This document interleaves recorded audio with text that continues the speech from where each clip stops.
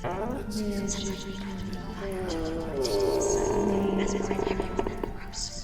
care and sagacity. Sexoterica. Or smooths, which becomes exercise and agrees with everything. The structure of the macrocosm is in accordance with the structure of the macrocosm. And accordingly,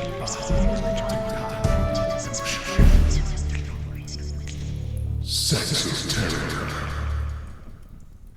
I mean, I'm almost to the point. I think this guy is like a polemicist, you know, like I'm just about there. I never thought of Jesus Christ that way. No, he was COINTELPRO. That's a whole other. Well, I guess a polemicist could be that. Richard Hyatt. Whoa. Anyway. But we are not talking about Jesus Christ. Oh, thank goodness.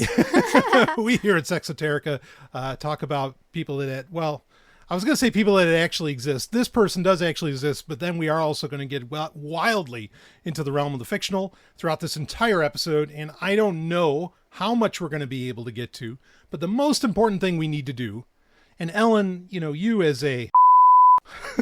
Who may or may not actually exist. Yeah. Yes. You might be AI. No. I may be fictional. You might be. I may not be a real person. If so, you are absolutely the greatest character that I've ever, just ever. Not written, not anything, just evered. Like evered, apostrophe D. That ever existed. Yeah. But more, I kind of hope that I'm your dream, not the other way around. But that would just make me feel good inside. Anyway. Yes, well, I think everybody has this concept of a person or a being that they just want to be. Yes. Just to exist. Yes. And yes, I think you are that for me. Thank you. And I'm very honored that you would say that about me too. Oh, you most certainly are. You are absolutely a dream come true. And I guess that's a lot of what we're going to talk about here, actually, ironically, is dreams coming true. Because for a lot of people, Star Trek is a dream come true. It's a dream. It is a dream. It's an ongoing dream. Mm. It hasn't come true. Yeah. Well, ongoing. Like, I mean, I think it kind of stopped at like 2017. But yeah, no, I'm with you. No. I mean, whatever stage of Star Trek, whatever series was your favorite, whatever characters, whatever, that exists as it is and always will. Yes. Because it's on film. Yeah, as long as you have hard copy. Right. Yes. Yeah, totally. So it's not going to change. Yeah. But you understand the importance of, you know, paying a tease, right? Like you got to make that money shot at some point, you know? Oh, definitely. I mean, you have to keep raising the stakes to keep their attention. Right. So we talked about a few episodes ago of Sexoterica that we were going to talk about how Star Trek is a lie. I made that claim. You yelled it out. Yes. And I slammed my fist down and said, no. Right. And, you know, we have like a running group where we have subjects that we're going to cover, you know, on Sexoterica, and we keep tabs actually of what we talk about. And when we say we're going to do an episode at some point in the future, let us assure you we're going to do that. And let me just tell you, this is entirely my idea, even though I'm completely ADHD and will have 20 different ideas about what we need to talk about. Yes. I also feel obligated to you listeners that, you know, we say we're going to do something and we're going to do that. And maybe it comes out of childhood trauma. I don't know. But I definitely am big on keeping my word. Yes, you are. And I love you for that. Thank you. Yeah. And I try to hold you to that as well. I do my best. I mean, I always say that, like, you know, two of the most important things is, well, one of them is to do what you say you're going to do. Yeah. So actions speak louder than words. Absolutely. Even though we're podcasters, which is kind of weird for me to say. Yeah. You'll never know what we do outside of this podcast. Right. So, and if people are wondering what the first one is, the first one has to do with dignity of all species, and I'll just leave it at that. But, which actually comes out of, that phrase itself comes out of Star Trek. Of course, it doesn't come out of Star Trek proper. No one ever says it in Star Trek. It's something that I heard Patrick Stewart had said in a making special on a Blu-ray of a movie cut of a Star Trek two-parter episode from The Next Generation. So take all that down as far as you want to go, other than the importance of This is why we have things on Blu-ray and not just digital files, because God damn it, the best stuff is in the commentaries. So you're telling me he didn't say this in the series at all? No, never did. Never did. Well, I guess that's why he had a pet lionfish. Yeah, well, that's actually what it came out of. Kind of weird. Yeah, he's like, why do I have a lionfish in the background in a in like this aquarium? And you're supposed to be respecting all life. Exactly. He says, you're I am Star not. Trek. It's like, I thought this was about the dignity of all species. Now, look, Patrick Stewart is far from a perfect human being, but if he had a perfect moment, that was it. like he hit it. Nail on the head and understood Star Trek incredibly well. That really resonated. Yeah, and I will run with that phrase for the rest of my fucking life. Like I said, it's number 1 out of number 2, the things you need to do, in my opinion. So, in my opinion, now. So, listeners, if you're listening closely, there's Yes. something that Brian did not say there, and please send in your questions or comments if you want to hear what that thing is. Sure. Because you are famous for setting up these teases. Yes. I just want to make sure people are listening. And if they care, I want to know if they actually care. If they don't, well then Drum up the drama a fuck little off. I mean, no, they don't have to fuck off. They don't have to care about what I care about, but whatever. Anyway, so all right. bit. It's good to get feedback from the Yes. listeners. It feels good to us. It does. Gives us the warm fuzzies. It but does. also gives us guidance, what you want to hear. Yes. And please keep that feedback coming in, and we're so honored by how much we get. Now, who we were talking about being a polemicist. Oh, yeah, Jesus Christ. Not Jesus. Yeah, not Jesus Not Christ. him. Okay. But Damien Walter. Oh. This is a guy Got who that wrong. I've done episodes of other shows like Real Time Sovereigns with Robin Freebeard, where we covered some of what this guy talks about. I'm not going to give a big history on Damien Walter. Let's just say he's somebody I have some respect for. Like he's a science fiction sweaty, just like you and I, Ellen. I mean, he's the real deal. He's been able to make a career out of it, writing for it for The Guardian and so on. I think lately, he's done some amazing commentaries, shall we say, or essay commentary style stuff on like Star Wars Andor, which was very, very good. He does very good work. I'll just put it that way. But he's also, to my mind, I feel like and the reason I was calling him a polemicist is because I feel like he's spending a lot of time lately tearing down a lot of like what I'll call science fiction sacred cows. And there's times where I agree with him, and there's times where I'm like, come on, man. Like, it was the 1950s. They were doing the best they could, let's not be too harsh, in what we're getting at. But he did an entire video recently called Star Trek is Propaganda. And you and I have watched this, Ellen. Mm-hmm. And I think I wanted to be part of the launching point of this conversation around that Star Trek is a lie. Okay. Now, before I get into that, before I get into explaining all of that, I want to hear from you, Ellen. Like, what does Star Trek mean to you? In fact, would it be helpful actually if I started with what Star Trek means to me, then I'll bounce it off to you? Yeah, go for it. Okay. Like, if you could see my DNA, I'm pretty sure there's like, Starfleet Delta logos, like running along all the, like adjoining proteins. Like if your brain was the inside of V'ger, there'd just be a bunch of like Star Trek characters floating around in the ether in there. Yeah. Like, I have this saying that if you cut me, I bleed comic book ink. I don't know what part of my anatomy would be Star Trek, but it is so defining of who I am. Like, I don't know how to separate that. I don't know how to separate Star Trek from Brian. And like in a very real way, for so many years, every single episode of a podcast that I did, I had to quote Star Trek at some point. Like, it's just that much a part of my life. I can say that Star Trek, I personally feel in many ways, Star Trek has literally saved me. I can remember being in Afghanistan, being in like a field hospital, thinking I was going to die. Okay. And bleeding like crazy because I just got shot, and they're doing the surgery or whatever. It wasn't that bad. I wasn't going to die. But like the thought in my head of how I was getting through this, you know, how some people like appeal to God or something, oh, God save me and I'll do anything or whatever like that. The thought running through my head was, I'm a Starfleet officer, God damn it. Like that, like this is how big of a deal Star Trek is to me, you know, and it is something I've said this before as well. Like the only thing that comes close to my knowledge of Torah would be like my knowledge of Star Trek. Like I know it, you know, from the 60s to 2017, I know it up and down so fucking well. It's disgusting. It's sick. Which is why I'm always weirded out that like people think I'm a Star Wars fan. I mean, I am a Star Wars fan, but like not like Star Trek. Nothing compares. So like it's that core to me, and it shaped me in more ways than I can count. Like I can't even keep track. You know, that's what Star Trek means to me personally.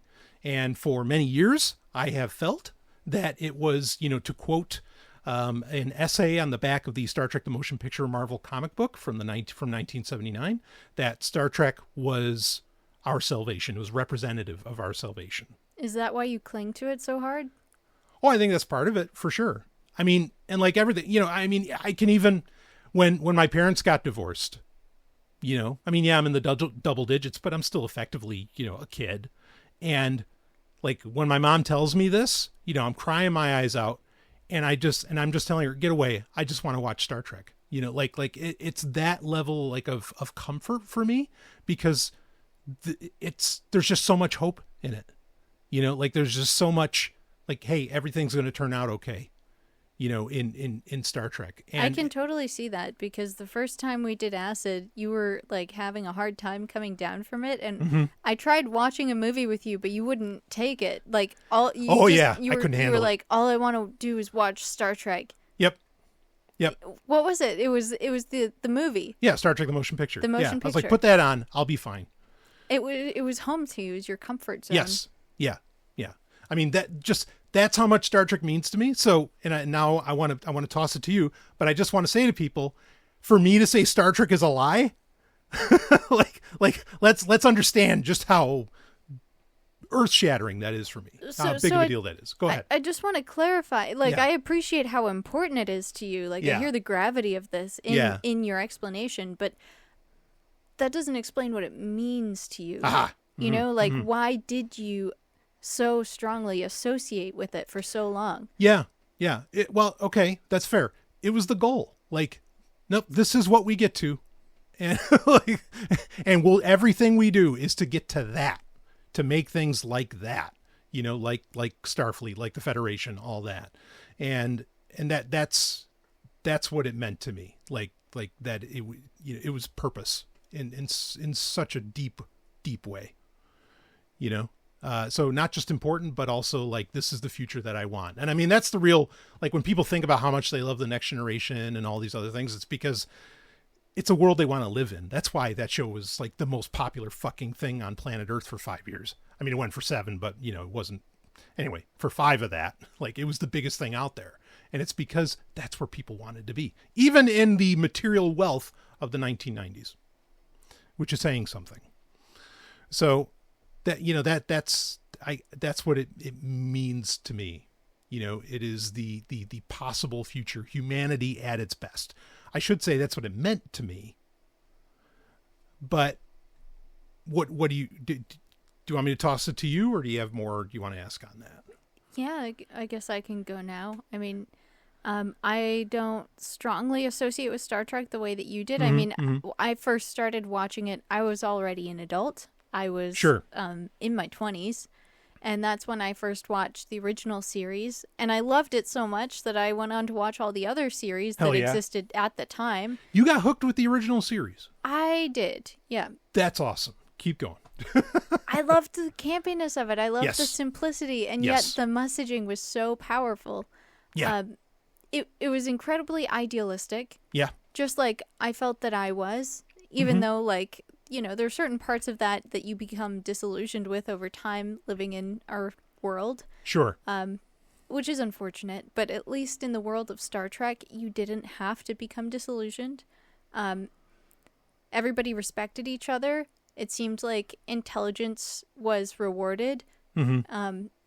skill in your area was rewarded. And also, it was just full of love in the sense that every new species, every new culture, they did try to respect, and they did try to make, establish some sort of positive relations. Right. So I think in that sense, I really loved it. Like, the episode where Kirk and Spock discover that this rock is attacking them because they're, like, treading on its nest. Oh, sure. Devil in the Dark. And they're like, oh, sorry, shit, that's on us. Yep. It was amazing. They just, like, forgave it, and then they, oh, we're the problem. Let's make ourselves scarce. Yes. Absolutely. I just love that. Yeah. I love that lack of, I shouldn't say, like, the ego and selfishness is entirely bad, but, like, this concept of, like, my desires are more important than respecting some other being. Mm-hmm. Like, that just did not exist in the world of Star Trek. Right. They saw other beings, whether sentient or not, and they just knew that it had to be respected. Yeah. And as somebody who's been a vegetarian for most of my life, like, of course I love that idea. Sure. And I also loved that it was all about exploration. Like, yeah. I'm an incredibly curious person, and the show just dug into that. For me, it was like scratching that itch and just going deeper and deeper into the mysteries. Mm-hmm. So I really love it for that as well. And yeah, I mean, like, it was really convenient that they didn't have to worry about material wealth and commerce. Like, everything was kind of just taken care of already. So the show didn't really have to explain a whole lot about, like, how did we get here? What, what's our perspective on capitalism? Yeah. It kind of just, like, hand waved that all away by saying we have replicator technology. Mm-hmm. Mm-hmm. So, that was nice too, because I don't really like the when shows focus too much on like commerce, that's not fun to me. Yeah, sure. Economics is boring, right?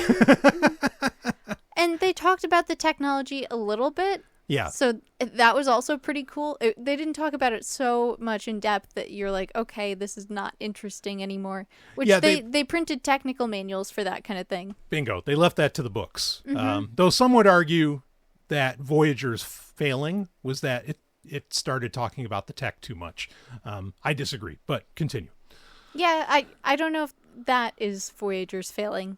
There might be other things. Whoa! But bold. Okay. We don't have to talk about that right now. Okay.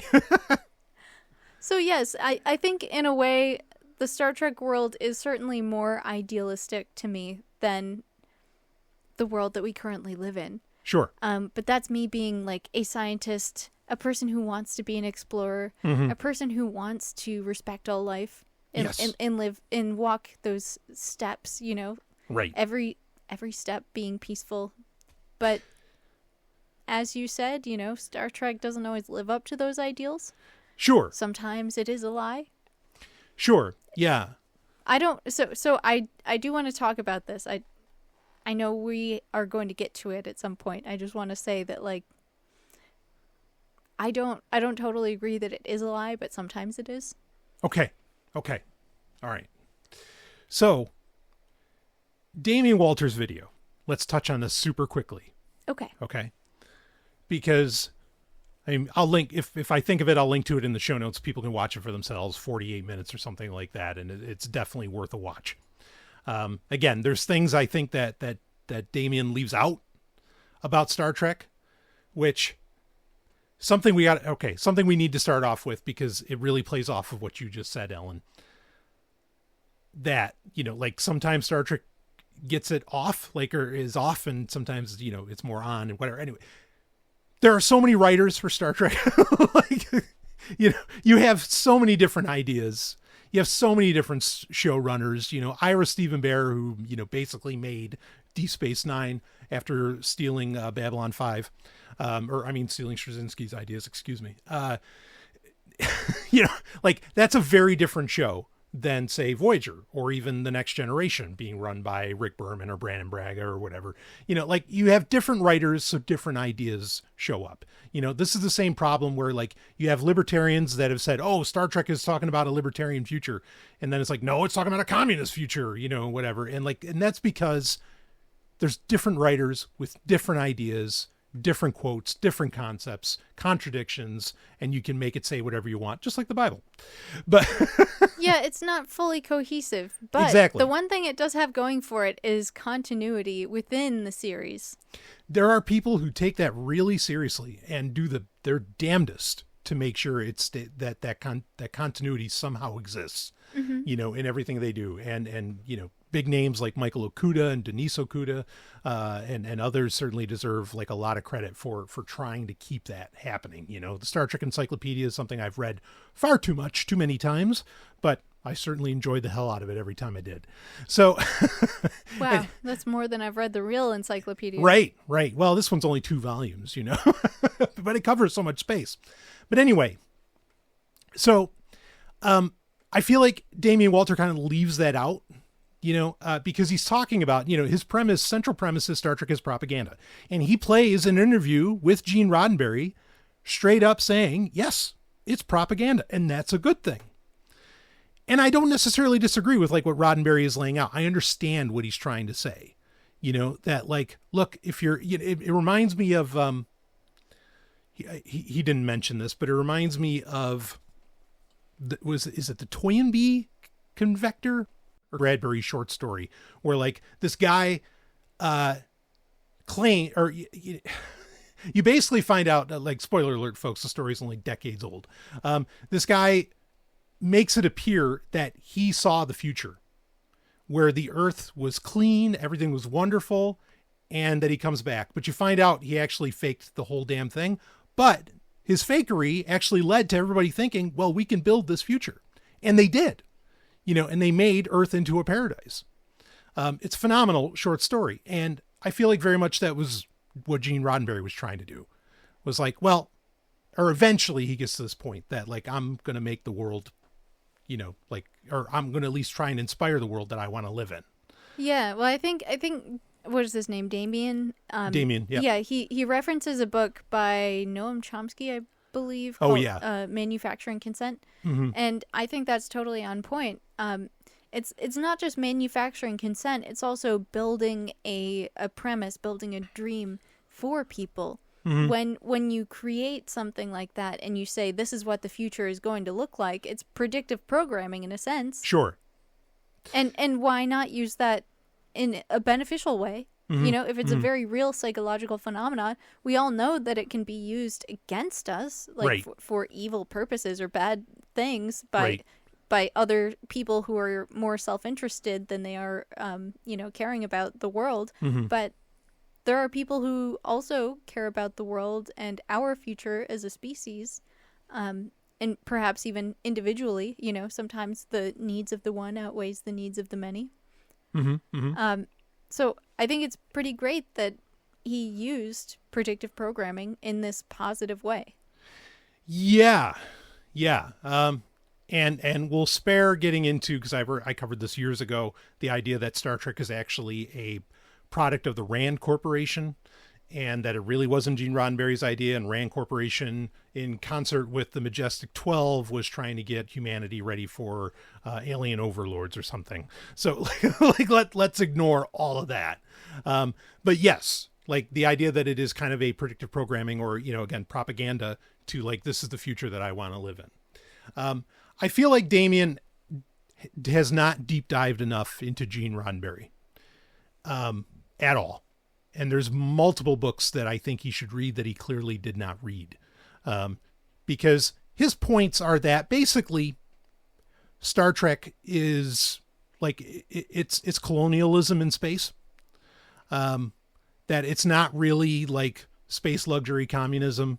You know, it's all like just commentary on the post-World War II order of the Earth, you know, and like the Klingons are the Russians, and the Bajorans are India, and the, you know, like early 20th century India, and the Cardassians are the British and, whatever. Like, I get his point, and I don't think he's wrong about a lot of that. That a lot of the writers were basically playing in this. I mean, Roddenberry would openly state this, many, many years ago, saying that, yeah, like science fiction allows you to make commentary on the present day and how things should change, racism, sexuality, all kinds of things, and yeah, the original series certainly did that. Sometimes a little heavy handed, sometimes it did it beautifully and brilliantly, and great moral messages got out there. Great ideals got out there. Like you mentioned, Ellen. So, like, yes, it's doing that, and to be clear, like Damien in the end basically says, like, well, if this is like the only possible or one of the only possible futures we have, like, I'll take this one. Like, I'll live in the Star Trek universe. That's fine. Which I think a lot of people would basically land on. Okay. Even if there's problems with it, like, I'll live there, like, would you, Ellen? I guess it depends on what the alternatives are. Yeah, sure. Right? Yep. Fair. But fair. If I had to choose between this reality and Star Trek, and those were my only two choices, Mm-hmm. yeah. Right. Yeah, I would choose Star Trek. Right. Yeah, I mean, he makes the comparison of like Trumpism versus whatever, quasi-socialism, even though he's basically saying, no, like Federation really isn't socialism. It's really just the British Empire, and he makes the great case that, like, well, actually the term Federation was first thought up by the British Empire when they want to kind of rebrand themselves. And the Enterprise was like a British ship and blah, blah, blah. He's like, that's kind of his whole point, is that really the Federation is just the British Empire. Yeah, I mean, it's kind of strange to think about it in terms of communism, because sure, they have all of their material needs met. There's no poverty from there's a very clear rank structure. Yeah. Some people have a lot more power than other people. Right. Some people get the fun job of determining what side of the universe we're going to go fuck with today, and some people push buttons on a panel. Yeah. Yeah, he brings up the lower decks examples and all that. And those are all, in my opinion, they're all salient points to bring up. Okay. And you know what? He's also not the first person to ever say this shit. I mean, I can remember a classic interview with Harlan Ellison from the 70s, before the motion picture even came out, where he was basically saying, it's like, no, folks, it's like Star Trek. And so this would only be the original series. He's like, Star Trek, it's a cop show. It's like, where can I bring America to next? You know what I mean? And like, that was kind of his point. Now, I understand what he's saying. And in fact, someone else that was being interviewed there was like a fan who was there on Tom Snyder's Tomorrow Show in the 70s, made the point that, well, one of the major contradictions in Star Trek is that, like, it was supposed to be, the Federation was like nonviolent, or that Starfleet wasn't a military organization. But said, that gets thrown out the window. Yeah, because they shoot something every time. Yeah, right. much. In the end, yeah. And you get to a certain point within the series where you hear like the Cardassians or the Romulans complaining about the Federation, and you get it. Yeah. Like, you hear what they're saying. Like, why are you guys such expansionists? Right. Why don't you just leave us alone? Right. Yeah. Oh, I love that. Yeah. So D Space Nine is something that deserves some coverage here, because I feel like D Space Nine actually answers a lot of Damien's stuff.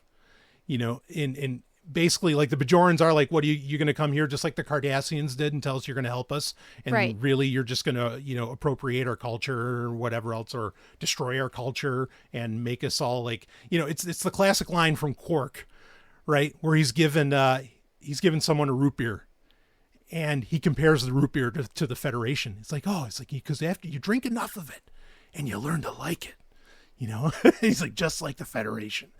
And it's such a great point to bring up. Like D Space Nine, for a lot of hardcore Trekkies, I think D Space Nine is their favorite. And I think, whether they realize it or not, I think this is why, because it's showing the cracks in the larger Star Trek mythos, the Star Trek ideology.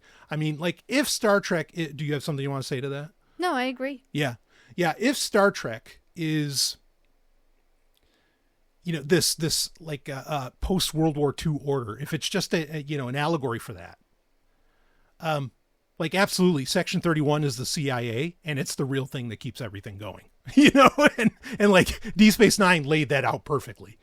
And Yeah, and I think that's really brilliant. And also, like, just Chief O'Brien constantly fighting with, whatever technology on the station because the shit just doesn't work. And it's like, yeah, exactly. Like, technology just doesn't work all the time, like it's, as to where the rest of Star Trek shows technology is like, unless somebody shoots something, all this stuff works perfectly nonstop. And we're basically arguing, quite literally in the scripts, we're arguing, did we get the engines up to 96.4% efficiency or 96.6? I want 96.6, goddammit. Like, this seems to be the most important thing that a lot of engineers and captains seem to argue about on starships, unless we're talking about Deep Space Nine. Regardless. Do you remember that one episode? I forget what episode it is, but there's a team they have this sort of station in a hillside overlooking a primitive culture, and they're just shielded by this illusion. Yes.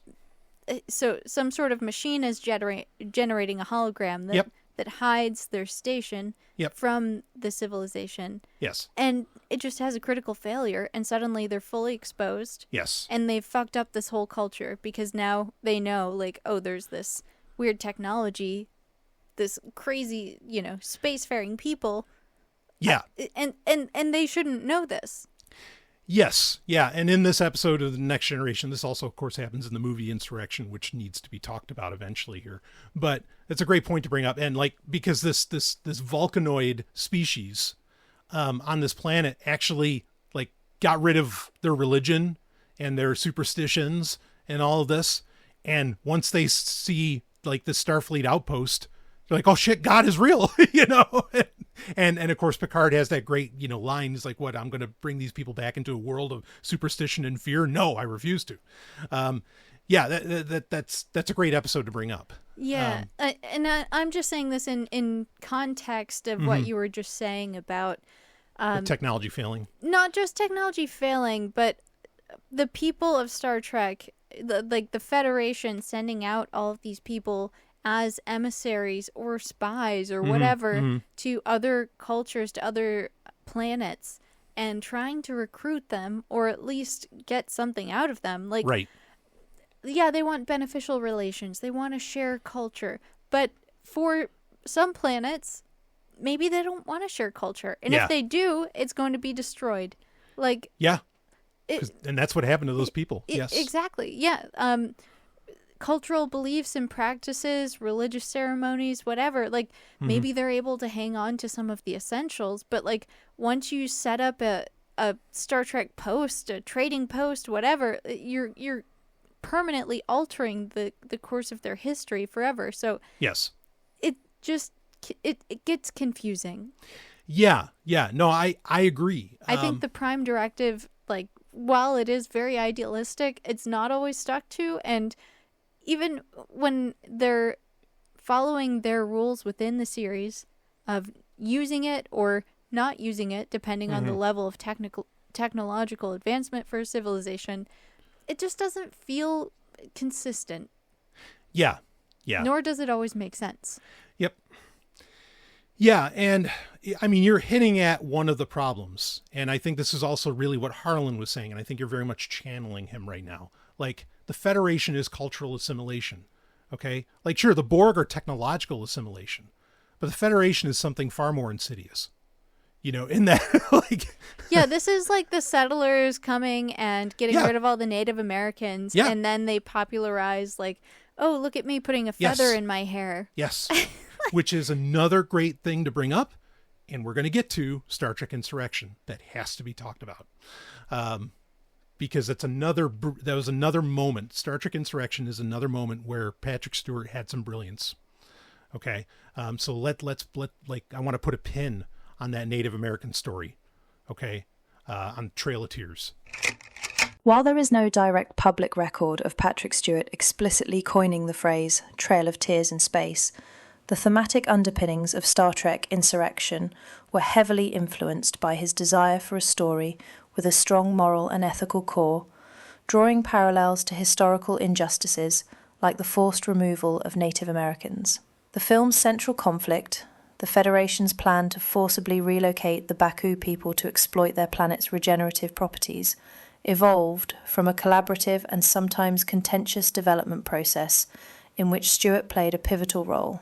The initial concept for the 9th Star Trek film was a much darker tale. Penned by screenwriter Michael Piller, the early drafts were reportedly a more action-oriented story, involving a betrayal and a vengeful Picard. However, Stewart, who also served as an associate producer, was vehemently opposed to this direction. Having just come off the intense and action-heavy Star Trek First Contact, he argued for a narrative that would be lighter in tone, but heavier in its exploration of the Federation's core principles. It was during this period of creative reassessment that the idea of a forced relocation as the central ethical dilemma began to take shape.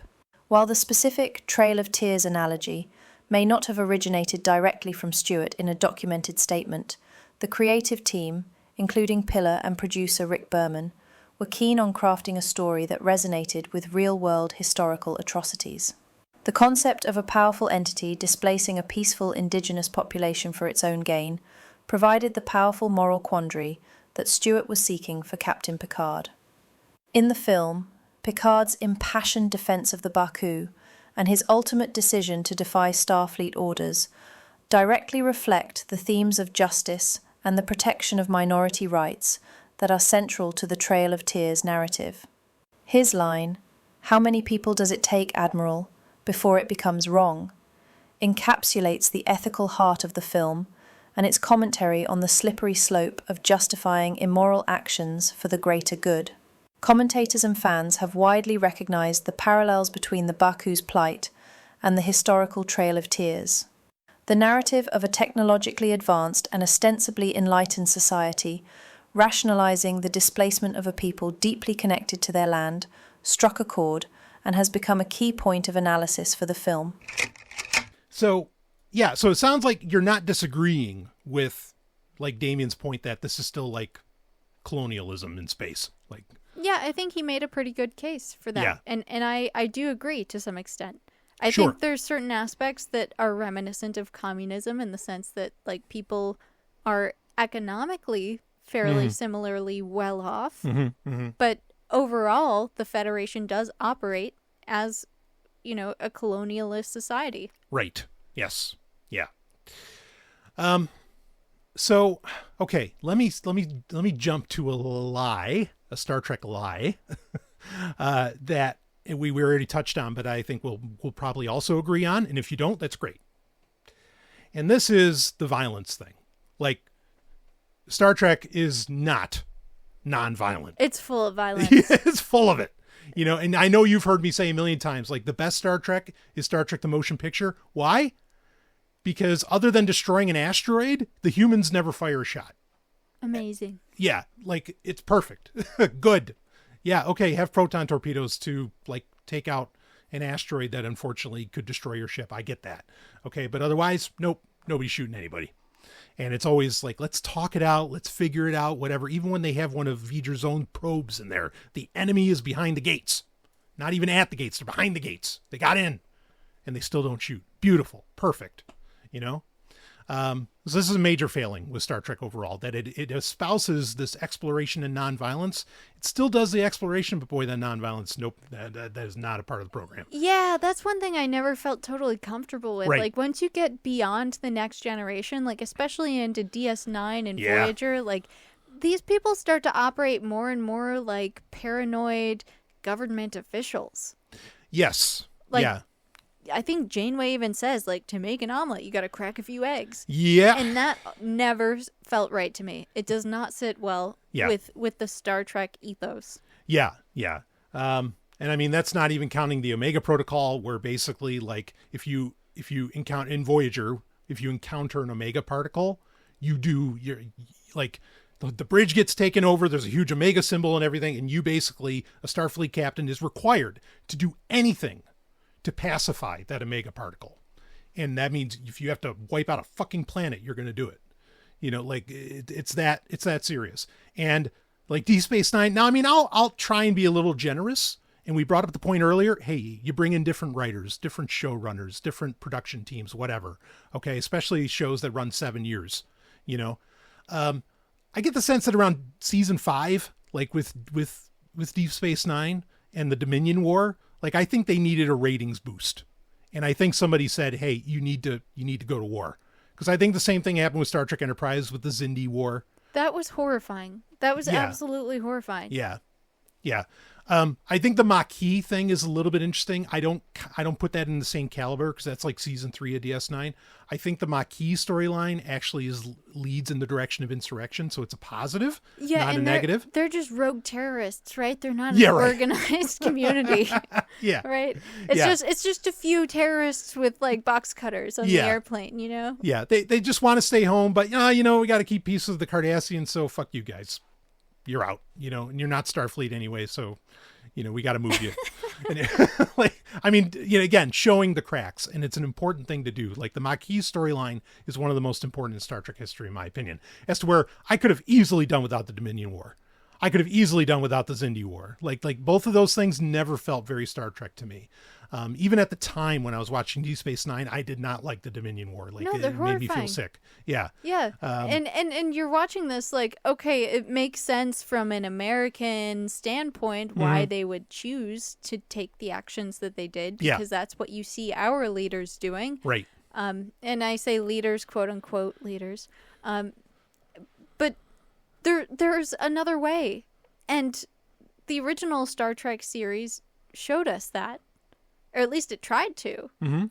I mean, I felt like it just stopped trying after a certain point. Sure. Like, there was no peace is the way sort of mentality in these later series. Yeah. Yeah. It was just protecting the Federation's interest. Yeah. Which, who knows? Was it poppy fields? Was it the black hole? What was it? Yeah, right. Right. Yeah. Oh, boy. Which, like, the black hole was a whole other thing, because that was, like, the origin of a very real and serious religion for the Bajoran people. Oh, the wormhole. Yeah. The wormhole. Thank you. Yes. Yeah. No, I got you. Yeah, exactly. Oh, man. Yeah, there's so much to unpack there. But bottom line being, like, nonviolence, that's a lie. That's Star Trek lie, like, number 2. Like 1, no, they don't believe in leaving cultures alone. Okay. And we can unpack the Prime Directive a little bit more. At its core, Star Trek's fictional philosophical concept of the Prime Directive, or Starfleet General Order 1, is a command of absolute non-interference. It is the highest law of the United Federation of Planets, forbidding its members, particularly Starfleet personnel, from interfering with the internal development of other civilizations. This principle is most sacred when dealing with pre-warp cultures, those societies that have not yet discovered the means to travel faster than light. The directive dictates that Starfleet must not reveal its existence, its technology, or its philosophy to such worlds, lest it contaminate and irrevocably alter their natural, social, and cultural evolution. It is a law born from a presumption of humility, that for all its power, the Federation has no right to impose its will or values on weaker peoples. In the crucible of 1960s America, when the original series was forged, the Prime Directive was less a sacred ethical doctrine and more a brilliant narrative weapon.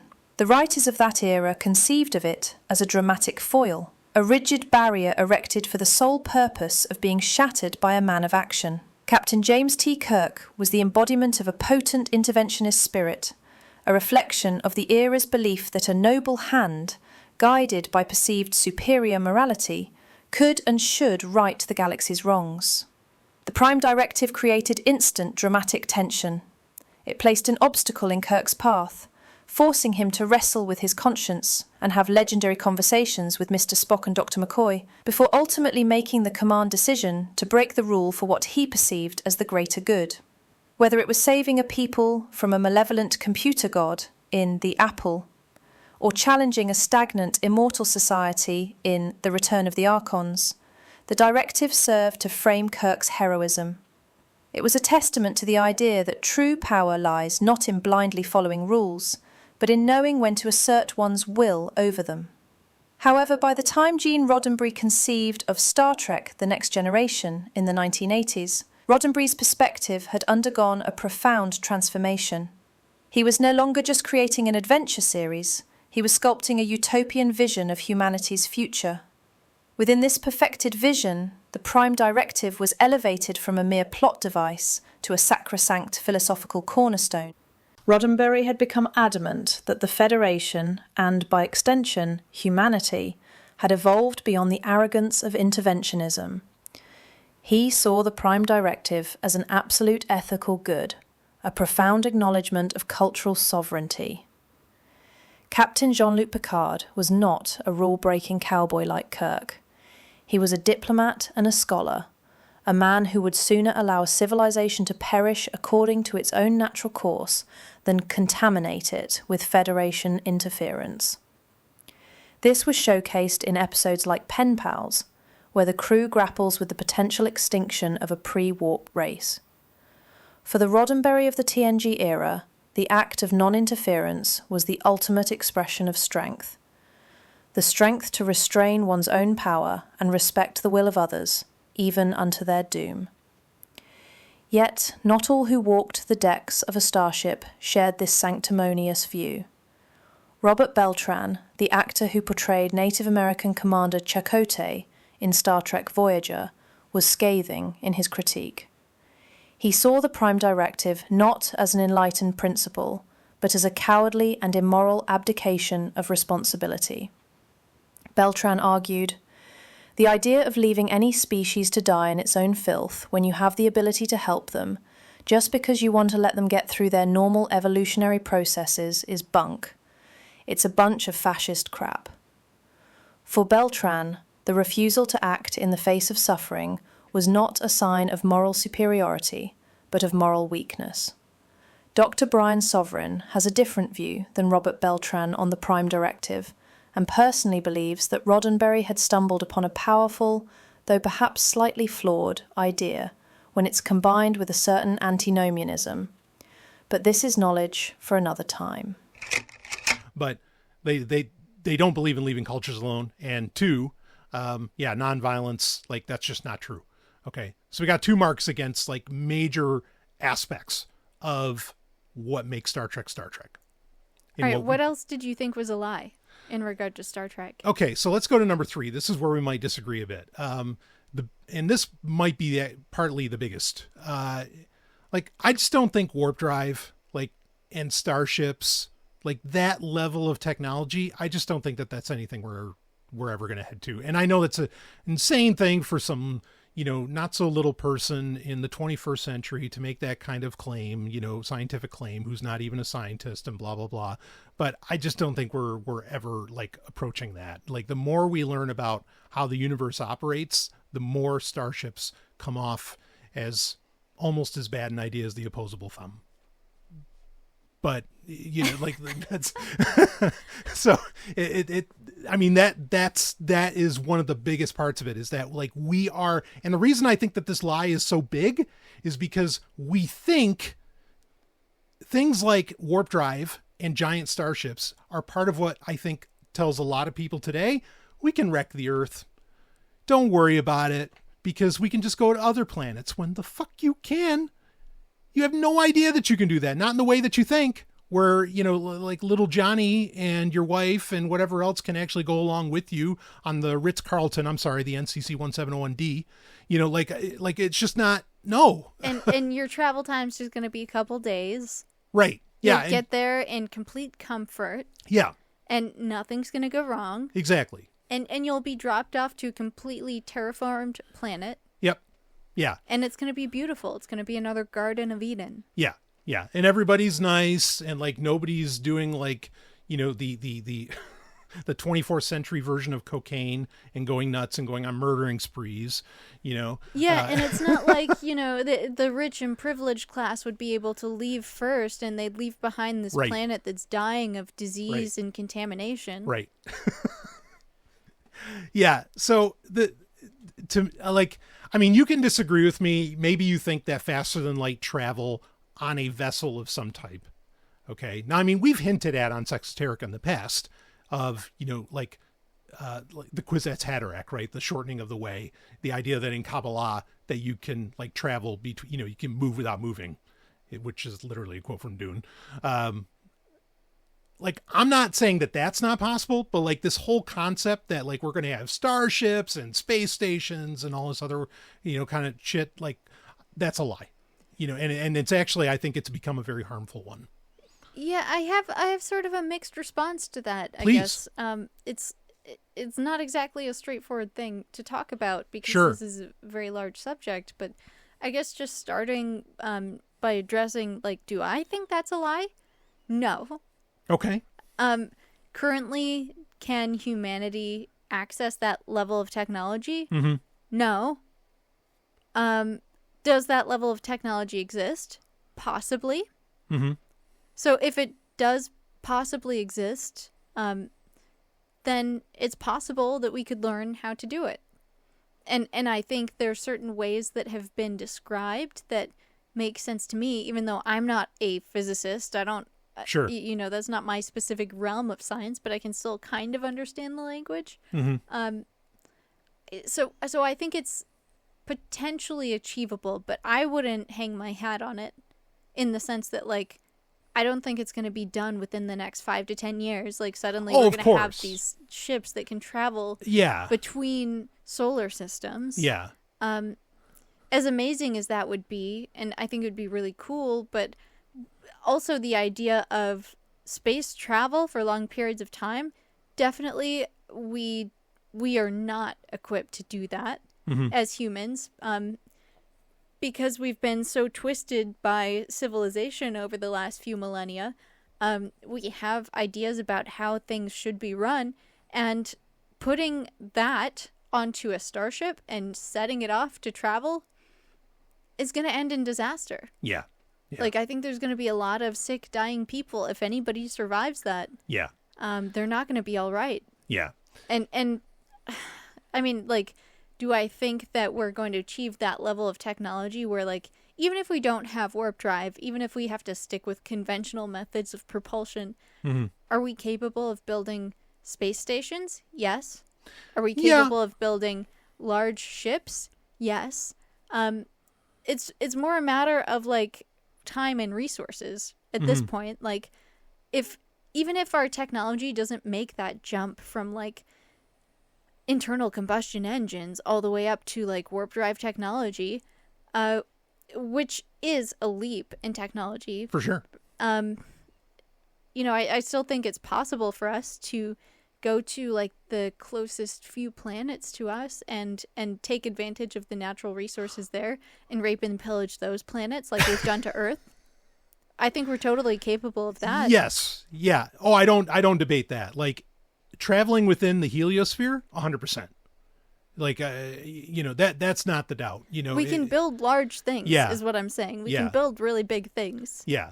No, absolutely. I mean, I think part of it for me, and if you think this imagery is, like, way off, just say so. But, like, part of it for me, I feel like if Star Trek were honest, we would just, and, like, you got an outside look of any of the starships, the Enterprise D, whatever. You would just see, like, the shields would just constantly be going, because there'd just be shit. And I don't mean even at warp drive. I mean, even when they're just going around at impulse power, like, there's just going to be shit constantly hitting that fucker, like. There's a thing like space trash. There's little asteroids, I suppose. I mean, there's generally belts where it's concentrated, and then the majority of space is empty space. Right. But then there's also, like, trails of plasma, there's these, like, giant electromagnetic fields that you'd have to navigate around. Yeah. And like, I, as someone who's read those technical manuals up and down, like crazy, like, I understand what the deflector dish does. Like, I know. Okay. It can do just about everything. Honestly, it can do anything. Yeah. According to Star Trek. Right. Yeah. You just got to modify it. Right. I mean, it is the ultimate fucking device. I mean, it's the ultimate weapon. It's the ultimate defense. It's goddamned everything. It's crazy. So, but yeah, I mean, just like this smooth, like, they're out on the ocean, like, sailing of starship travel is, like, it's so inane. It's so like kindergarten stuff, and I feel like I feel like that does way more harm than good. you know? So let me just put this into perspective, though. Like, Sure. And yes, I agree with you, because we have sent so much shit into space that our planet is surrounded by trash, which, like, even a stray bolt, you know, could penetrate through multiple layers of metal in a space station or a ship. Yeah. You know, like, let alone running into some full satellite or something that's floating around in space. Yeah. Because these things are traveling at thousands of miles an hour. Yes. And even though the gravity is very low, like, that momentum is still carried.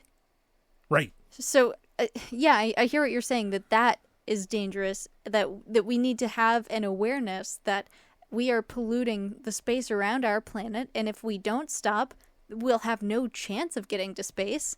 Because there's just so much trash, and it's all flying around at hundreds, thousands of miles an hour sometimes. Right. Like, how are we going to stop that? How are we going to penetrate through? Yeah. It's going to be pretty hard. But with warp travel, as you know, as it's understood, I mean, like, I think Einstein helped to create this concept when he started defining the fabric of space-time. Because he, you know, kind of built this story for people to understand the concept. Sure. You know, like putting a bowling ball on a trampoline. That kind of gives you an idea of how the space-time fabric warps around a center of gravity or center of mass. So anywhere mass goes, there is gravity. You know, the gravity is proportional to the mass. Sure. And that bends the fabric of space-time. So it's all interconnected. Time, this is very important. So, like, when you're traveling at the speed of light, when you reach that warp speed, time moves infinitely slow. Yes. So, like, are you moving really fast, or is the rest of the universe just not moving? Right. Right. And again, like, this is all relative. So, like, time is also relative. Your time is not the same as my time. Yeah. So it's a very complex thing. I don't think Star Trek explores enough, because anytime you go into warp travel, you're actually time traveling into the future. Yeah. So it would get weird, like, if people aged between warp jumps outside of the Enterprise. Like, you know, you travel between planets, go back to Earth, and it's like 50 years in the future. Yeah. Yeah, it plays very fast and loose. Definitely. Like with this idea. Definitely. Yeah. They didn't explore that enough. Right. But I'm also saying that, like, if you're warping time and space around you, maybe you don't touch anything. Maybe you don't hit anything. Well, that would be a more interesting way of doing it. I mean, even without needing, like, the deflector dish at that point. You know, that's interesting for sure. The way Star Trek paints it, though, like, there are things that can affect the warp field. Yes. So that you do, like, have effects within the warp bubble that might slow you down or throw you out of warp. Right. It's very interesting, but they don't super explain it that well. Yeah, they kind of show you a diagram where you see, like, the lines. It looks like like in an air tunnel, you know. But yeah, they don't spend a bunch of time with it. And obviously, a lot of science fiction that tries to be a little less fast and loose with the science, you would say, even though this would seem like they're not, but they really are, would be, you know, they have things like hyperspace. You know, the idea that, like, literally you are traveling in a different dimension to get from point A to point B in a short period of time. Or they play with wormholes, which, of course, Star Trek, like you mentioned earlier, would also play with as well. You know, like the Bajoran wormhole. But what do you have a response to that? Yeah, I was just going to say one other thing they don't really talk about is the effect on mass when you're traveling that close to the speed of light. Right. The mass of that object goes up towards infinity. So, like, it becomes incredibly dense. Yeah. So, like, even if you did hit something going at that speed, like, it's probably going to be smashed or deflected. Interesting. Whatever it is. So, like, there's multiple ways in which I could see this working, and in which it makes sense to me. Sure. Again, I'm not a physicist, but I'm just putting it out there. But, like, you're pretty damn good. I've read books about this, so I feel, like, relatively well educated. Ha ha ha. So I'm just saying, I don't think it's a total lie, but yeah, it's definitely a lie in the sense that we don't have it now. Yes. Yeah. And absolutely. And everything you said was brilliant. Thank you. And I just want to make the point. Yeah. What I said about taking our current civilization ideals and putting that on a ship would be damaging and dangerous For sure. to the people on the ship. For sure. How do we get from here to there? Because the way that we think, the way that we live, the way that we operate as a civilization right now, we are never going to get there. We've got to seriously reconsider some of our ideals and values if we ever want to have that Star Trek future. Yeah, I agree. And there's so many, yes, 100%. And there's so many different directions I want to go with this. I know we want to keep this on the shorter side. That I'd really love to get, and so much of this I'd love to get your take on. But yeah, I mean, just quickly to say, like, the idea of like warp speed being a lie, like the science, absolutely. You're so spot on with all that. And part of my concern is like the idea that somehow that's like a future we're going to live. We're just going to move the navies into the stars and go particularly. I mean, I can imagine that, again, playing within the our heliosphere, but like the idea that we're going like across solar systems, you know, going interstellar. No, like I that's the part where I just don't see it. And I think that it creates a, like that part of the propaganda creates a cushion that humanity does not have, but that it thinks it does. This is manufactured consent. So that's more my point on it as right. well. People are being sold this idea that there's an alternative to Earth. Yeah. But when there's not. No, even in our own solar system, like there's just, as best we know, there's just not. Even like the next closest planet that might be Earth-like. Yeah. We don't know for sure. Like, Yeah. we've never been there. Yeah. We've looked at it with telescopes. Right. We've taken some data on the light that has reflected off of that planet. Yeah. Yeah. I mean, and it just gets worse because with the people who are supposedly forwarding our concepts and ability to travel in outer space, seem to have the emotional maturity of a 3-year-old. And yes, I'm talking about Elon Musk. And even people who are his friends or who are acquaintances, you know, like friendlies to him, will say, stop talking about Mars. It's a waste. Like don't do it. You know, like, and I agree with them. Like, I think there's more interesting places to go. You know, it's a weird ass thing. Or like, I mean, even his example of doing Breakthrough Starshot, which is a great Amaranth song, but it's not a great idea in and of itself. You know, sending like little Altoid cans as probes, basically, things the size of an Altoid can. He's not literally sending Altoid cans, though, based upon the way that he likes to cut his budgets, maybe it actually would be Altoid cans. I don't know. But he wants to launch these things at incredibly high rates of speed, you know, to discover whatever the fuck is out there. And I'm like, well, yeah, I mean, I talked about this on Sovereign Tech, you know, years ago. And I'm like, what, do you want to start an interstellar war? You don't know where you're pointing that damn thing, and it's just going to rip through something, you know, and who the hell knows what you're going to run into. So anyway, that just speaks to though maybe if they're moving at warp speed, it wouldn't be a problem. Oh, well, I don't know. I mean, do these things have the ability to steer themselves like around objects? No, they're just launched straight shot. You have no idea what you're doing. It's a Claymore mine. Jeez, it's like throwing a lightsaber. Right. And just hoping it doesn't hit anything. Perfectly vertical. Right into the Earth's core. What are the chances? You had to throw it perfectly vertical. Yeah. So that doesn't give me a lot of hope. And we had to get here. I think that's part of what actually like made me finally realize, like, holy shit, we're never getting to that. Not with technology. Like, and that speaks to kind of for me, the next lie with Star Trek is that like technology will fucking solve everything. The fuck it will. And I want to, and you can comment on that, but I just want to say, and this is where I want to get into, like, start getting into Star Trek Insurrection. I think Star Trek itself knows that. And I don't mean because of Deep Space Nine. I mean, it knows that technology is not the answer. But I mean, do you have an abstract like response to that?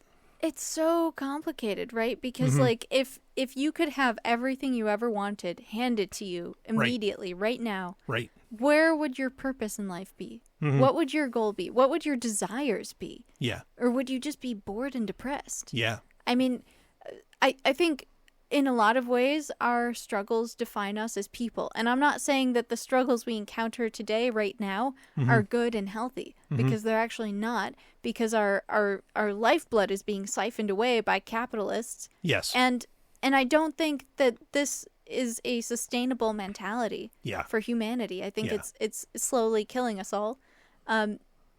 However, I do think that there's something to be said for the idea that like everyone is provided for.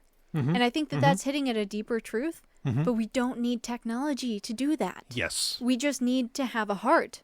Yes. Well, you're hitting at the heart of the matter. And that's a very punny statement for me to make because I'm not going to laugh. I'm not going to acknowledge that one. That was way too low hanging fruit. Thank you. But look, the replicator. This is a problem. Okay. I'm not talking about like, is it like, we don't have to get into the transporter and is it like, sort of Sisyphus or whatever. Like there's a lot of like philosophical debate about the transporter. Yeah. We don't have to get into that. What about the replicator? Right. Okay. The replicator. Here's the thing. And this is like all of this technology comes out of a worldview that is incredibly materialist. Like, okay, so you can make a food, let's say, in a replicator. I mean, and this isn't even getting into the problem of the paradox of choice, right? Where like, if you could choose anything you want to eat at any given point, like, are you ever going to actually eat? Like, you're just, what the fuck are you doing? You know what I mean? Like, because you can choose anything. Oh my God. I used to dream about this as a kid. Like, what if I lived in the grocery store? Right. What would be my first like 15, 20 meals? Right. I mean, how are there not people that are just living like in a state of constant culinary delight? Like, like that's just what they do, Yeah. They're like the guy at the end of the Monty Python's The Meaning of Life. He's just like eating until he vomits. Yeah. Anyway, but this is where like, I think there's things we don't, there's, and this is going to lead right into insurrection that we're not getting is that, for example, food, we want people to be fed, and tasty food preferably, yes. Healthy food. Yeah. We don't want it to be McDonald's. Okay. And yes, the replicator would make sure that it's nutrient dense in all the right ways and make sure it's perfectly healthy for you. Maybe you won't even gain weight, necessarily from eating it.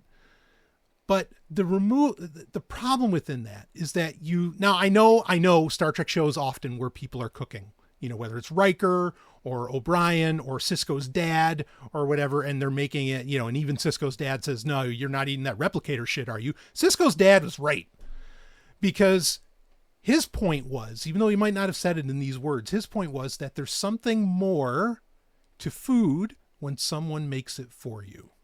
So please. You use like AI voices to do parts of the show. Yes. Which to me seems like the replicator version of food. Yes. So this is a good metaphor, because I keep trying to explain to you, like, why do I feel uncomfortable about this? Why, Why don't I like Chat GPT? Yeah. Why don't I use AI for most stuff that I do when it would be so helpful for me to look up this like plant or bug or rock or whatever using AI, or answer questions or write the plot to a story or like draft my email or whatever. Like, no, I want the human element there, because most things that we make can be made artfully with love.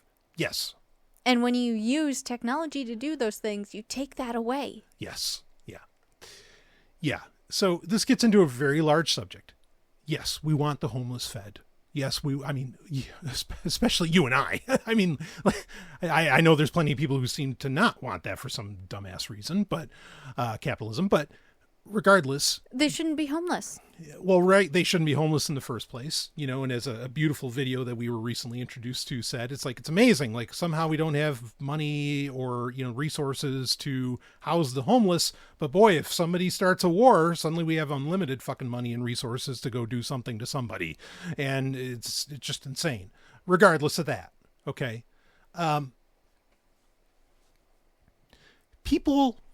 Humans, and Star Trek is ultimately a human story, as much as I always wanted a Klingon show.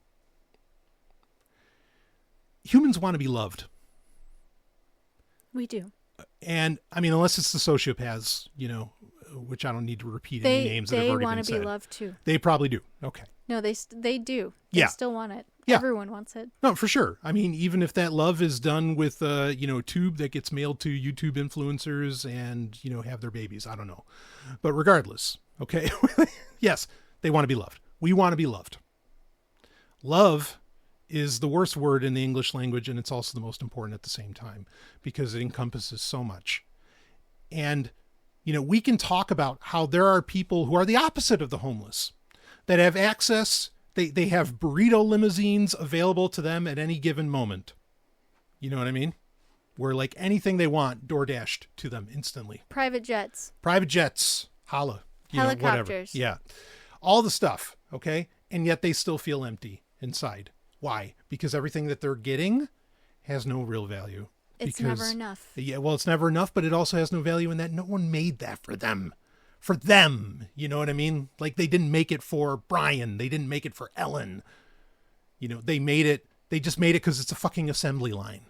Yeah, and not that I am this level of fame and wealthy person. Sure. But I'm not even close. I've never experienced that. What Yeah, it's right. like to just not have to worry about money ever. Sure. But these people are endlessly showered in accolades from their fans. Yes. And yet they still want more? Yeah. And why is that? Yeah. It's because their hearts are not full. Yeah. If their hearts were full, they would be satisfied. They wouldn't continuously seek more and more fame and wealth. Yes. Yeah. And right. You're absolutely right. And I'll empathize with them a little bit because this fame, the concept of fame that they're going for is ultimately hollow in and of itself. Because 2 million people don't know shit about it. They don't know you, not the real you. They can't. That many people cannot do that.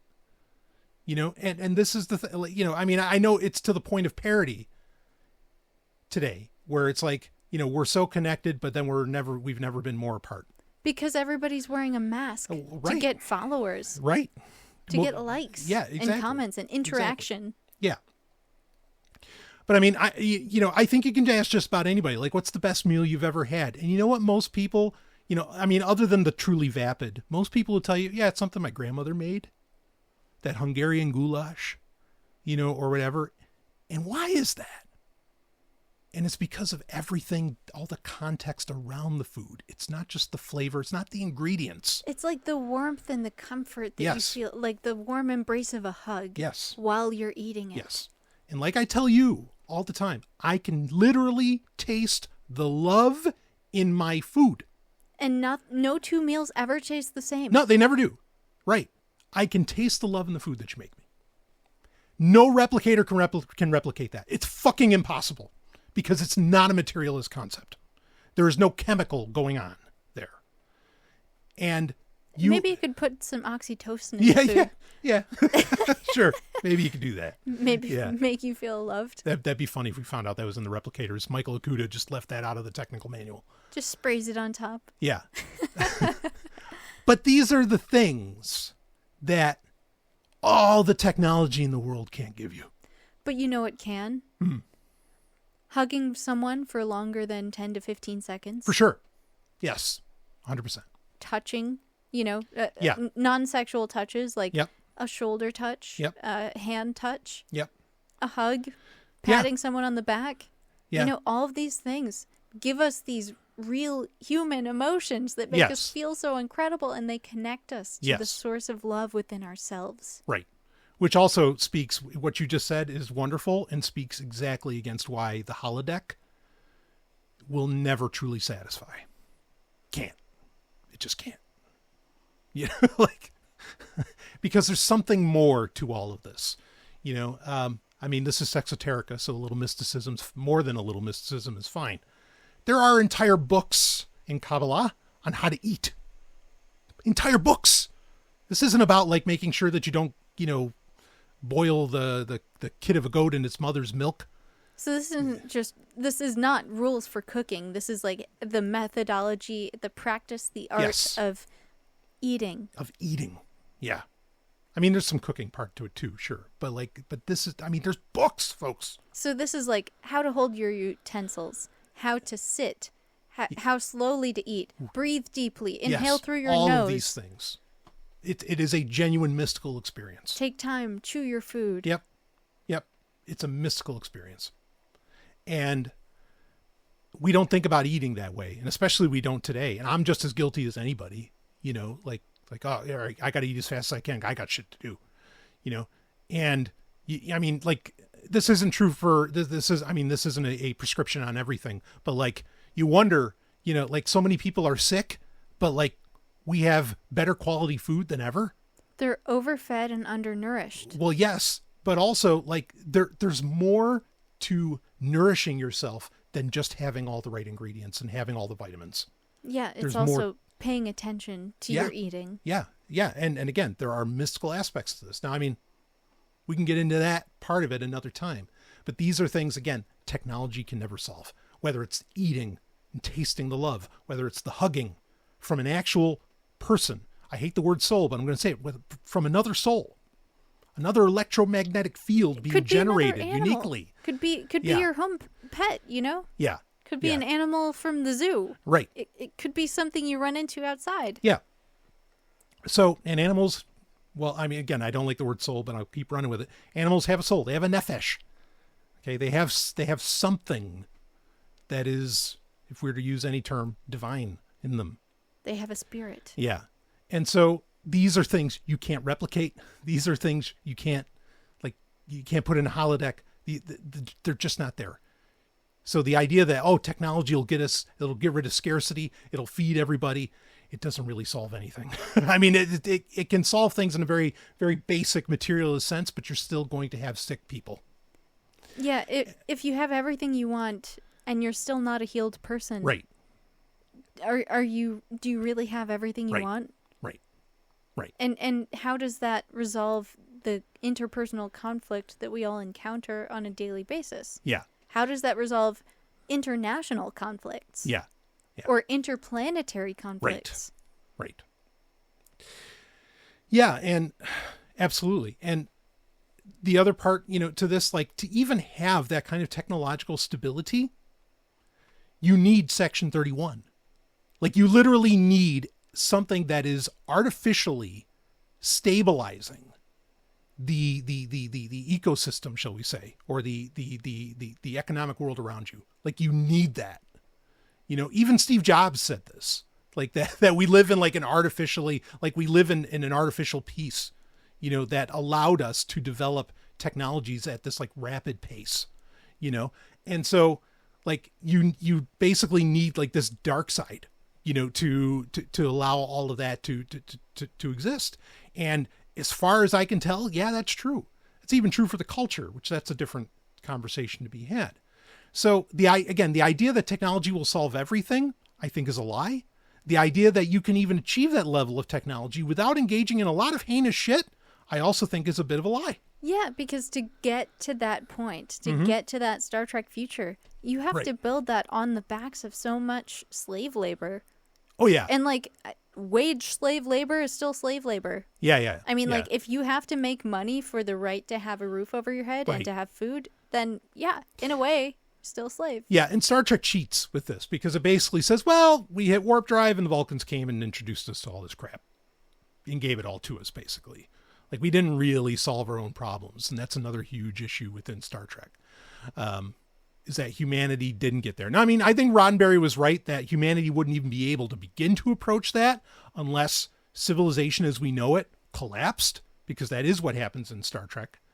After the eugenics wars and World War III, and all of that, it's not until after that stuff that suddenly humanity, like, has a shot, and I hate to say that, because it seems like that's the direction we're going, towards World War III. That's the part where maybe Star Trek didn't lie, and yes, Gene Roddenberry was very hot on this idea. He made multiple other pilots and shows that weren't Star Trek that basically explored this, Genesis 2, Strange New World, not Strange New Worlds, Strange New World, Planet Earth. I mean, he's, so many shows. Anyway, so all of that. Now, Ellen, I got to say, I know we need to wrap this up. I want to say, like, it feels like you're agreeing with me on a lot of this. Maybe not so much the space travel stuff. Well, again, I say it's a mixed message, right? Yeah. Like, some parts of Star Trek are true, some of them are not true, but that doesn't mean they can't be. That just means they're not currently true. Okay. So I think that's where we differ primarily, is that you don't think it's a possibility, whereas I do. Okay. All right. Now, again, there's so much we could talk about within this, but I want to wrap this up with where I think Star Trek's natural ending point is. And actually, if you look at it from like a fan standpoint, I think most people would ironically agree, like, because they think that Star Trek Nemesis is really bad writing and didn't understand the characters and everything. And a lot of people don't like the J.J. Abrams movies, even though I don't mind them. And Discovery's a piece of shit, and everything after that is just horrible. And I agree with that completely. Star Trek Insurrection is really where Star Trek should have stopped, because it reached, in my opinion, the natural endgame. It was, there's the point in the episode Hide and Q in season 1 of The Next Generation. Very famous point where Q is reading Shakespeare to Picard. And Picard starts quoting Hamlet and eventually says, how he says, like, what Hamlet said with irony, I say with conviction. What a piece of work is man. How like an angel, how like a god. And Q throws the book at him and says, surely you don't see yourselves that way, do you? And Picard says, I see us becoming that one day. Bam. Yeah, it's so funny that so many people say the first 2 seasons of The Next Generation suck, when every single best fucking line from that show was in those seasons. Measure of a Man, like with Data on trial, the neutral zone, where Picard says, like, we've gotten past our, wants, you know what I mean? We don't need money anymore, all this stuff. Like, all these quotes, all these great moments, they all happen in season 1 and 2, when Gene Roddenberry was fully in control of that show. How does this tie into Insurrection? Insurrection is when humanity finally sees a way to become gods and finally sees the truth. Because Insurrection is all about the Baku. They go on this planet. They discovered that the planet's like unique radiation properties allow for them to basically live forever. They've achieved immortality. They're all artisans. They're all artisans. No machines, no technology. In fact, like one of the Baku people says, that when you make a machine to do the job of man, you take something away from the man. It's true. You take away the struggle that defines our strength. Yes, and that brings value itself to what you're doing. Not cheap and easy. Cheap and easy always tastes like shit, always feels like shit. And it'll eventually kill you. But it hits that point, and it says to Picard, and Picard even says, it's amazing, right? Oh, great post-scarcity, no money, we got everything we want, civilization. And Picard says to Anij on that planet, you have no idea how many people would give up everything to live like you do. And he said he's one of them. He should have quit. Yeah, he should have quit right there. He should have dropped out of Starfleet. Yep. Handed in his badge. Yeah. And lived on the planet. Right. And Anij even says, like, talks about always the explorer, it's like, and she says, like, what we discovered was that there was so much to explore just in a moment in time. Yes. Like, that's a whole universe in itself. And so, like, going out there and all that, oh, that's great. Sure. But what really matters, what the Baku were ultimately saying, what really matters is exploring, like, one's own relationship with space and time and others itself. And just taking that time, having that patience. That can really only come with achieving immortality, of course, I suppose. Maybe, I don't think you have to do that. But I think it's a really helps. salient point, and it's very interesting to me that, like, every moment, your brain can only process maybe 5% of all of the information that it's receiving. Yep. So there's this vast, unexplored treasure trove of information in every moment of reality that you're living, no matter where you are or what you're doing. Yes. Even within yourself, even your own psychology. You know, you could be locked in a room that's completely dark for 3 days in a darkness retreat. And, you know, for some people, maybe they're bored, but there are some people who would truly enjoy having the luxury of getting to explore their inner world. Yeah, their own selves. Yeah. Like, forget about, oh, well, what are the Cardassians doing today? No, what's going on in you? And you know what? That is a luxury today. In today's society. Like, you have to work so much in order to get that time off. Yeah. Yeah. Yeah. In order to have the privilege of, like, being able to live comfortably and eat food and also have time inside your own head. Yes. When you don't have to look at a computer screen or a phone. Yes. And that, exactly. And most people, when you ask them, what do you want? I want the time to do what I want to do. You know, like, okay, so that's the goal. So Star Trek actually isn't the goal. All the technology, no, it's not about that. You know what I mean? It's about waking up and being able to do what you want. And when you put it that way, it makes it sound like the lives of primitive people who had no technology was actually idealistic. Right. And I know people are going to hate that, and they're going to be like, oh, well, what about the lifespan being so short, and it was brutish, and everybody got diseases. There are cultures around the world where anthropologists still go where it's not like that at all. Yes. Yeah, and the idea that their lives were short, no, that's a lie. We have no idea how long some of these people lived. I mean, we have some idea, sure, but like there is dating through the teeth, it doesn't work because your teeth stop developing after a certain point. Right, after 35 years. And also, like, if there was any data to support that theory, it's probably because the death rate at birth was so much higher than it is now. Exactly. I was just going to say that. Yes. But exactly. if people, you know, in these primitive cultures could survive beyond like the first decade, they have a really good chance of living the same lifespan that we do. An exceptionally long. Yeah. Our lifespan, or who the hell knows, maybe even, you know, insanely longer. There are plenty of cultures that talk about, and I'm not just talking about the book of Genesis.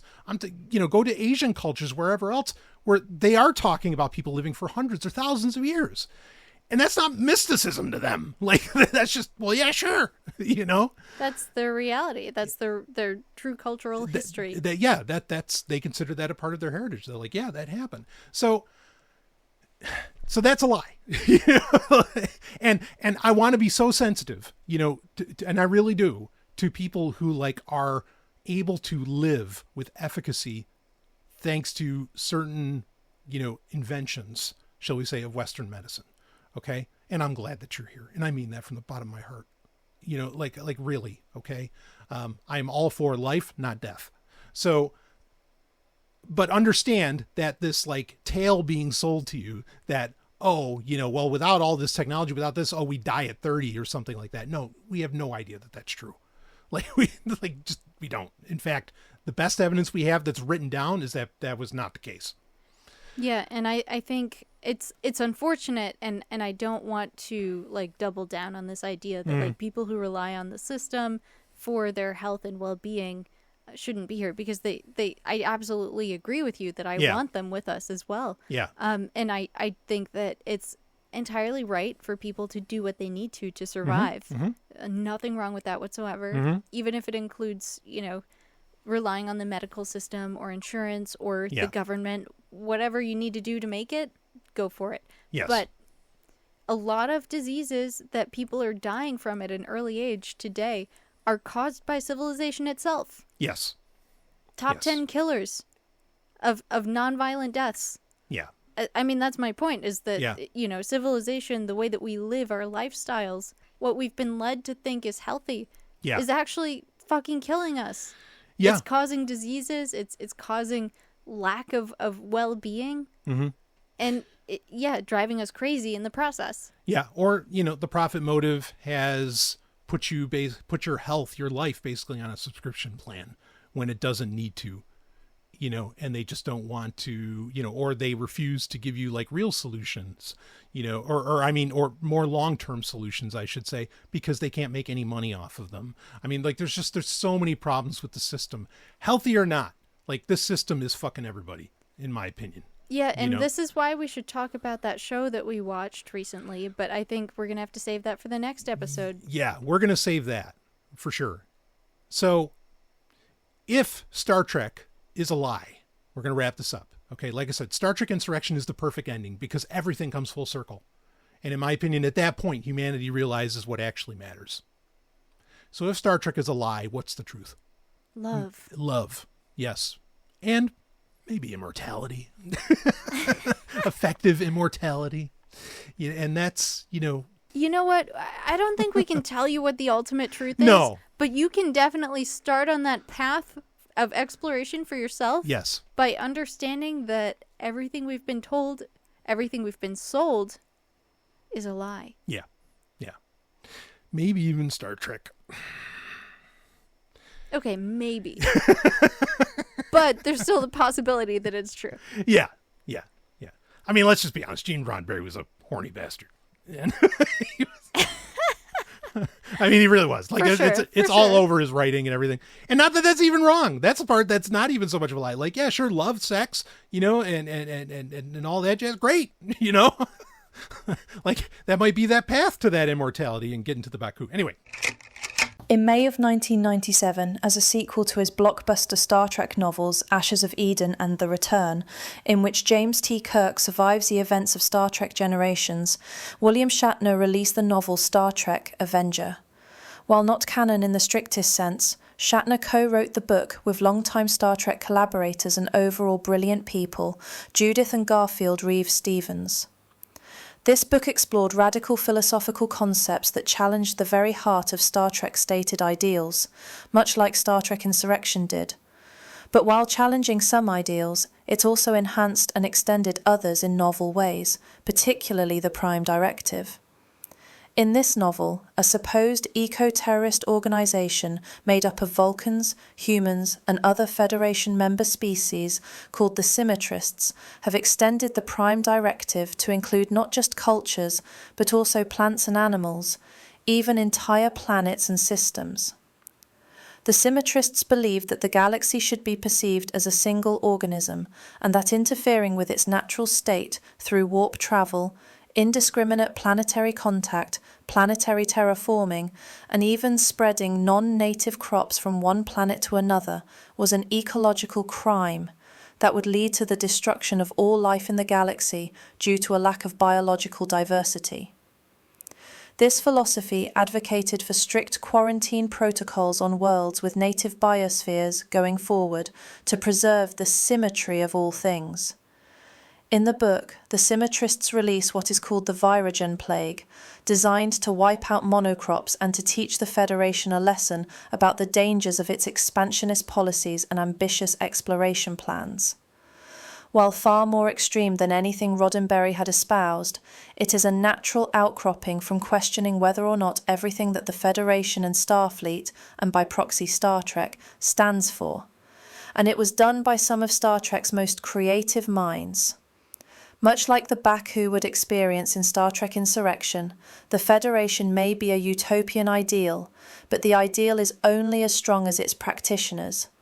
And while the practitioners are unsurprisingly flawed in any century, perhaps we should consider that the ideal itself is flawed as well.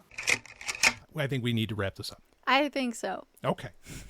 So there you go, folks. A fun thought experiment of an episode exploring where I think some people see humanity at its best, and also in many ways its most scientific materialist. But then maybe after 50 years or 40 years or whatever, 30 years, I guess, whatever, it actually reached the conclusion. It reached the right conclusion with Star Trek Insurrection. Okay, that's it. And I know this is Sexoterica, but we had an obligation to do a Star Trek episode. I mean, how could we not, right? Yeah. Absolutely. And we've done it. Yes. And we didn't even get conspiratorial about it, Oh, I mean, we certainly could have. I think we hinted at some. Yeah. You know, like the manufactured consent Yep. idea. Yep. And there's a lot of other things we can get into. But, okay. Let's see what happens after we release this one. Send your questions or comments in. Or hate mail. to fu@xxxtech.net. That's fu@xxxtech.net. That's right. Get it all in. Or the YouTube comments or the Spotify comments. We want to hear from you. And hey, we got a Q&A episode coming up. Get it in ahead of time. Get it in now. And we're going to respond. And it's time for us to go get it in. So Yeah. let's go. I am ready to get it in. All right. Woo. We'll see all of you on the other side. Woo! You just experienced Sexoterica. This show, while fun, includes extensive original research that is only possible by funding from people like you. Go to patreon.com/sovryn if you'd like to donate. And if you enjoyed the show, please like, comment and subscribe or leave a review. From all of us at Sexoterica, we love you and we thank you. We really, really do. Testing. 1, 2, 3. Ne t'en fais pas. Il y a 15 ans que je fais des photos sans posémètre et je les ai toujours réussi. Sorry, it's spelled like pussies, but it starts with an R. I mean, it sounded like you were licking one. I mean, you're speaking that. Yeah. Was that French or was that French or are you just eating my pussy? I don't know. C'est vrai. Soufflé? What? Pussy soufflé? I said it's true. Oh, nice.